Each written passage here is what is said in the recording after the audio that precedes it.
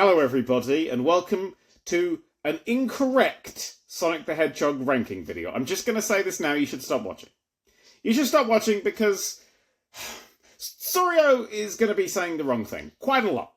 I mean, I've got some things here that are going to be said. They like Sonic Frontiers. Do you like Sonic Frontiers? No, you don't. That's correct, Sonic. Well done. They think Shadow the Hedgehog is better than Sonic 1. I know, right? That's just fucking... Oh, Sonic's being sick. Sonic is being sick off the side of the screen. That is... Sorry about that. Just wipe your mouth for you there. That's... Which side's your mouth on today? That side. Okay, we'll get that side there. But yeah, Shadow the Hedgehog better than Sonic 1. Oh, no, don't... He's farming again! I should have said it. You know what you did, Sonic? You did gum. And actually enjoying Big the Cat. Oh my god, it's pooling. Oh dear. Oh dear. Are you okay? Do you feel a bit better? Yeah. It's okay. So it's one person's opinion on the internet. Anyway, so yeah, don't watch this video. I'm a celebrity, so you should listen to me. A celebrity with an asterisk. I'm not known to many people. But like a few people outside my family know me, so I'm going to call that celebrity. But yeah, you should probably not watch this video. Also, my book comes out, Paradox, is available pretty soon, or now, whenever this video goes up, March 2025. So you should probably get that. And yeah, go buy that, and don't watch this video. I've been NoCubed. Thank you. Oh, he's talking about Big the Cat again. Thanks for the cameo, Dan.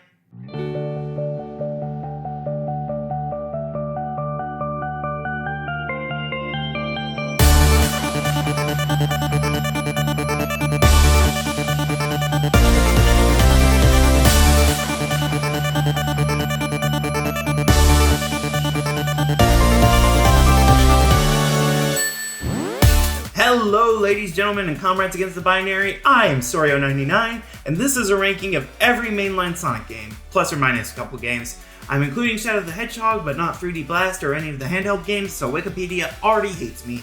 Yes, if you haven't seen already because you're being recommended this video at random under a fucking Mario pooping video or something, I've spent the past 4 months reviewing 18 different Sonic games, from the classics through the Dark Age to the current decade. If you want more of my thoughts on any of these games, go ahead and check the individual reviews out, or binge watch the full compilation mega review released the same day as this video. Granted, it is long, but hey, that's what dinner and the bathroom are for. Or don't bother and just watch this ranking, where I'm going to be placing all 18 games on a list from worst to best, at least in my own opinion, which is highly questionable. Just ask the Zelda fanbase or the Mario 3 fans. My taste is absolute garbage, so take my opinions with about half a pound of salt. But at least this time I think my bottom and top spots won't be too controversial. Though on the other hand, I didn't ask for Dan to include Sonic in his cameo.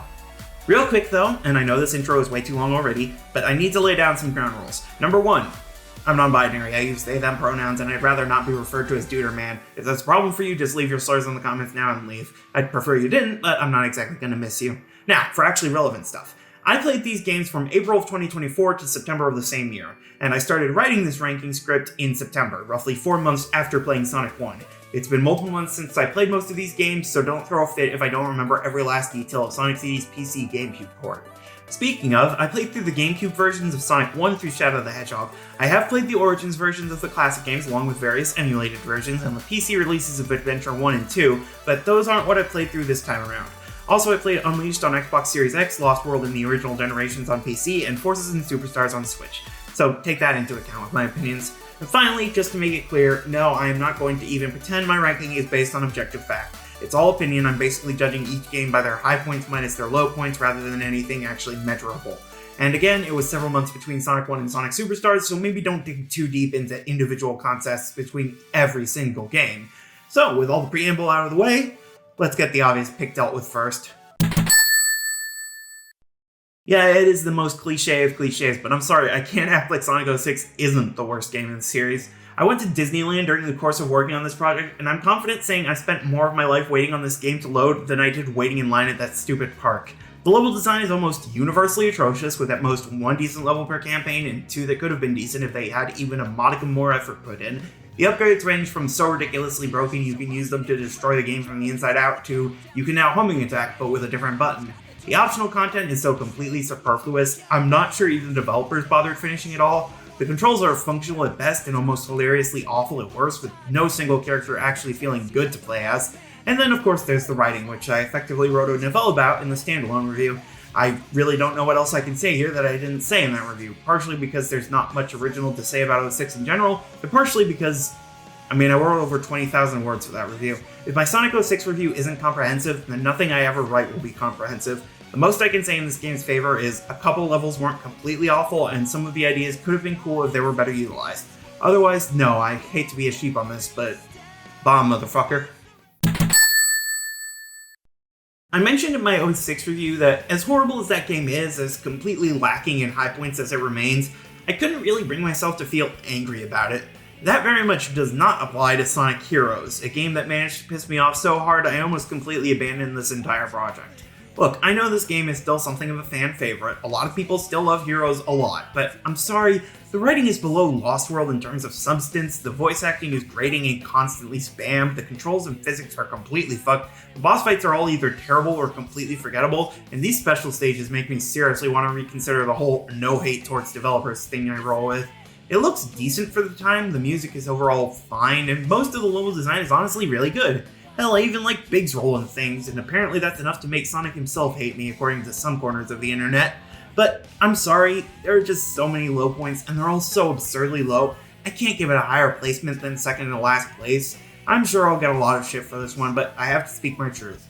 Trust me, it's not going to be the most controversial game in the bottom half of this list. Hell, it's probably not the most controversial in the bottom 5. But before we get to the contentious picks... Man, it's hard to say what Sega was thinking with Sonic 4. Sure, I get them trying to replicate the success of New Super Mario Bros. Back during a time where people thought that series was actually worthwhile. So we have a 2D Sonic game based on the controls and style of 3D, and like the first new Mario, it's butt ugly and incredibly overshadowed by later attempts. But at least the new games were full games. Sonic 4 Episode 1 is one of the worst Sonic experiences out there, and frankly, Episode 2 isn't really an improvement. We have transparently recycled level ideas, gimmicks that don't feel particularly interesting, and each episode has a grand total of 5 zones. 4 with 3 acts and a boss fight each, and one final zone that is just for fighting bosses to make sure they aren't each the single shortest Sonic releases ever. The physics feel awful, the items are sparse and pathetic, and wow is this level design not good. I really don't know what more I can add. I don't see a ton of people defending Sonic 4 these days beyond having 1 or 2 decent music tracks. Personally, I liked White Carnival, and yeah, that's about it. Yeah, I'm sorry, Sonic 4 just sucks. I appreciate the effort, but maybe next time just make a Sonic Advance 4 or Sonic Rush 3, or just keep making anime tie-in games, that could work too. Am I going to get shot for putting this here? Look, if we're talking about these games in a vacuum, Sonic 1 it's fine, I guess. Green Hill Zone is still a classic for a reason, Starlight is better than any of the other 4 zones, the controls are decent without the context of later entries, the graphics are leagues better than what Nintendo was doing at the time, and the music is alright. But that's really about all I can give this game. Marble Zone and Labyrinth Zone are both so infamously bad that even going in depth about them feels pointless. Springyard is all the annoyance of the later pinball stages without the novelty of actually playing casino games. Trap Brain Zone is obnoxious as hell, the whole game is full of beginner's traps, and compared to the other classic Sonic titles, the game looks and plays like ass. I straight up rage quit my first day playing this, and like Heroes, seriously reconsidered this entire project. I understand why this game was such a huge success, I get why some people still love it so much, and I'm glad the game existed if only so the series as a whole could explode like it did. But I'm gonna be honest, I never want to play the original Sonic 1 ever again. Origins is better, the mobile version is a lot better, and every 2D Sonic except 4 is a huge improvement over this one. I'm glad that last one is true. I think sequels should be better than previous games most of the time, but it does make this original one way harder to return to. Ah well, at least we got 100 naming debates out of this. Does this even count? Shadow the Hedgehog is arguably a spin-off, though given Shadow Generations now exists, it's more important to the canon than Secret Rings is. I feel like I don't really have to justify why Shadow's in the bottom 5, the constant replays, the chore that is some of the missions, the laughingstock that is the script. While the game has gotten reappraisal over the decades, there hasn't been some major shift in public opinion like with Unleashed or Colors. So instead, let's explain this. Why is this ranked 5th worst and not 2nd worst? Well, partially because I'm an idiot, but I do have justification. As annoying as beating the game 10 times to get the true ending is, you're not running through all the exact same levels every time like in Heroes. I think a few of the levels are decently fun, especially when they aren't just scavenger hunts. It looks very consistent and not too terrible, it runs better than a lot of other Sonic games, and I'm sorry, I've always thought the core gameplay here worked really well. It's not the best third-person shooter or 3D platformer, but for a mix of the two, it's very solid, and I still think a simple run-through of the level is very fun. But of course, simple run-throughs aren't exactly this game's MO, and I can't deny this can be a very annoying game. Also, it's basically the only console game I played that ended up crashing on me, and I started off with disc read errors, so I think I have to put it down here. Sorry, Matt, maybe Star Fox's Soul is still good. Coming in at lucky number 13, Sonic Forces isn't the worst the series has to offer, but man is it a huge disappointment. Modern Sonic and the Avatar control decently enough at times, and I don't hate most of the music, but man, that's about it. The level design is terrible and pathetic, the boss fights are obnoxious, the writing is atrocious, and good god, what were they thinking with classic Sonic? Look, the game isn't as broken and unplayable as some of the worst in the series, and you can have some fun with it. I even enjoyed it somewhat back when it came out in 2017, but what little good there is in what the game is will always be held back by what it could have been, what it positioned itself to be. A darker take on the Sonic world that explores what happens when the hero fails. A celebration of 3D Sonic from adventure to Lost World that acknowledges why some people love each game. Even just a game with a boost formula as refined as Generations. Instead, we get the absolute worst of the boost era in a package you can finish off within about 5 hours. I mean, I guess it's good that we don't have to deal with multiple hours of classic Sonic, but you know, maybe they could have just scrapped him and spent more time making an actually fun and engaging video game. Look, I've had ideas for ways to fix Forces since the 2010s, so it's hard to see the game for what it is rather than what I wanted it to be. Especially when what it is still seems fairly worthless. Whatever, I'll stick to fanfic.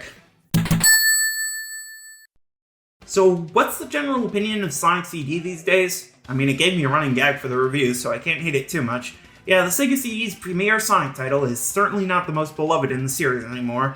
It doesn't help that there are like 3 or 4 different versions of them you can play, not even including the differences between the Japanese and North American soundtracks. And for my part, well, I didn't get as frustrated with the game as I did Sonic 1, hence why it's a few spots higher, but I didn't exactly enjoy my time with this release very much. The time travel gimmick is neat in theory, but just ends up making things more confusing than anything. The level design feels incomplete, like they threw what they had finished together without fully considering how it would all fit. The bosses are ridiculously easy to defeat, and the levels aren't much more engaging, and the physics feel like they did in Sonic 1, which was more forgivable in a game released before Sonic 2. Again, I didn't hate my time with CD, it's not a horrible game, but I really don't think there's much reason to revisit it nowadays outside of curiosity over where Metal Sonic and Amy Rose came from. Well, okay, technically Amy originates from a manga tie-in where Sonic is a magical boy and there have been robotic Sonics since Sonic 2 at the latest, but still, I'm trying to give it something to justify being above the original. You know, Sonic had a rough transition into 3D, as did Mario, Zelda, Mega Man. Frankly, most series had a rougher transition in the 90s than I'm having now. Regardless, Sonic Adventure is still a pretty mixed bag to return to over 2 decades later. Like most of my number 11 picks, some people still consider it one of the best games in the series. I wish I was one of those people. Sonic's gameplay and level design needed a lot more polish, Amy's campaign isn't terribly interesting, and as funny as I find Big Story, I can't deny it's a bit of a lurch from the fun platforming adventure the game was billed as. Still, Tails' story is fun to speed through, Knuckles' treasure hunting and subplot are both very enjoyable, and I don't think I'll get a ton of pushback for saying I think Gamma's campaign is just flat out incredible. It's not a good game, about to hit the top 10 and we haven't even reached the games I can confidently call good. Still, I think Adventure 1 is interesting to revisit, at least for its historical value. Like, lest we forget, this was the 5th Sonic game ever, kinda not really. At least the ending is badass, and I'll say this, Chaos is way more interesting than Forces deserved. Do you think he's actually still alive?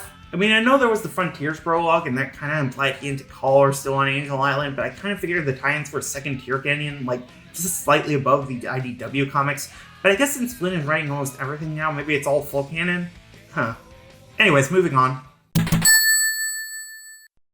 The most recent mainline Sonic game at time of writing, and by process of elimination, the best Sonic game Naoto Oshima worked on, just like he said, which isn't saying much. Sonic Superstars, barely breaking into the top 10 because, if we're being honest, the only really terrible part of it is the boss fights. Though, my god, are those terrible. Seriously, if I never have to play those fights ever again, it will be far too soon.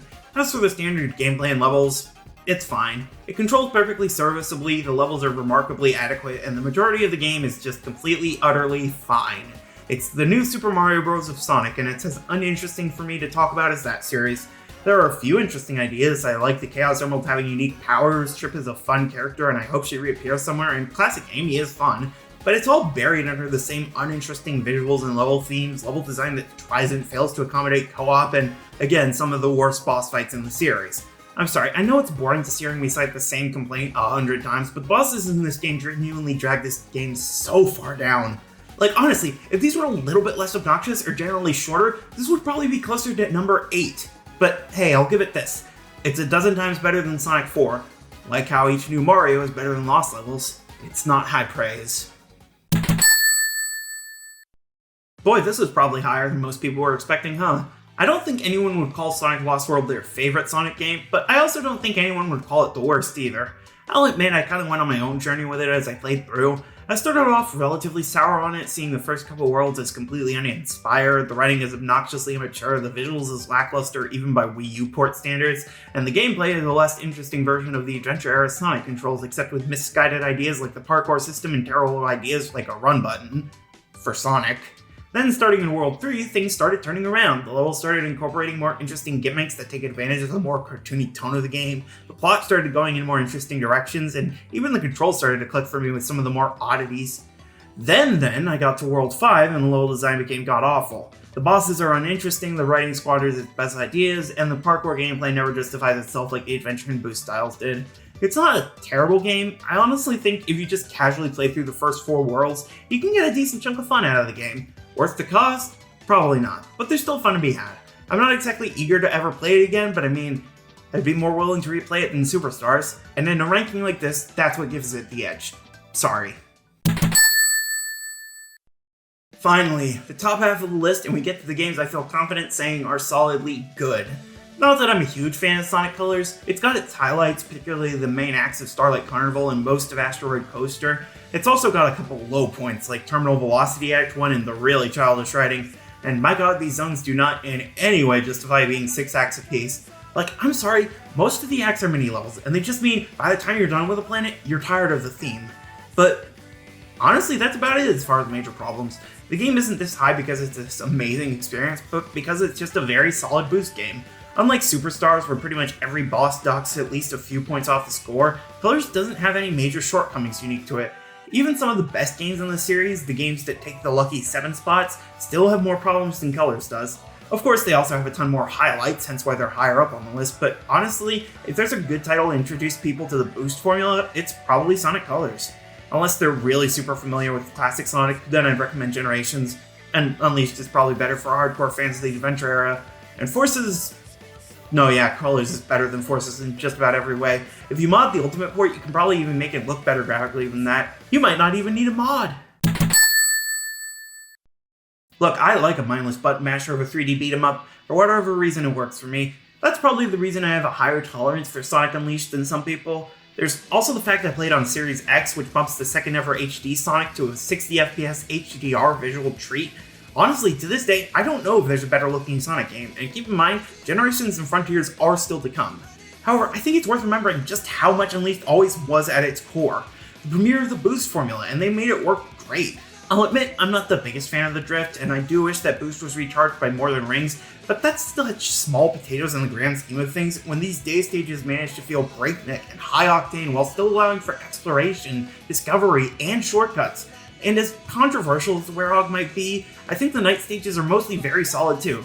Some of the platforming is questionable, but there's enough wiggle room between the skill floor and ceiling to feel engaging, exploration and puzzle solving are rewarding, and the boss fights are a blast.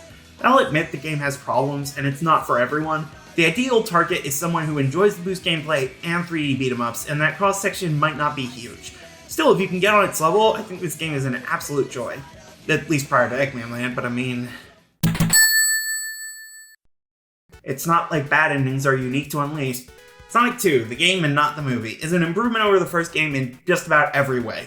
We have a new, interesting character in the form of Tails, war zones with much less fluff to them with only 2 acts each, and new moves and physics that make play much more manageable.